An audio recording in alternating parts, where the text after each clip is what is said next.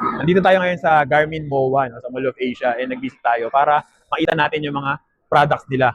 So ako personally, ang idea ko lang is ang meron sila is yung mga nagmo-monitor ng heart rate, yun yung ano ko sa kanila no, before. Pero ngayon, makikita natin na meron pa pala silang ibang mga product. Like for example, pwede mong gamitin pang diving, pang golf, no, pang bike. Diba? Marami silang mga product na nandito. Tara!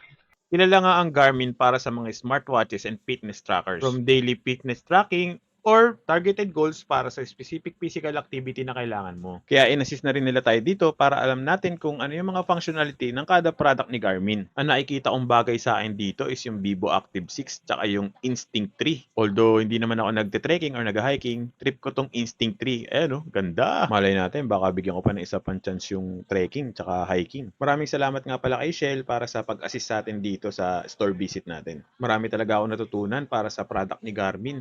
So dito naman, ito yung mga high-end ni Garmin, no? Ito yung pang captain, tapos meron din sila yung mga pang diving. Ito, parang halimbawa, grupo kayo na nagda-diving, mamomonitor mo yung mga kasama mo through this item or gadget. Ito naman is pang golf. So hindi ko masyadong inalam to kasi medyo pang rich yan eh. So gumawa na rin tayo dito ng mga pang affiliate content natin, no? Abangan nyo na lang yung may product link nito sa aking TikTok. So ayun guys, tapos na yung store visit natin dito sa Garmin.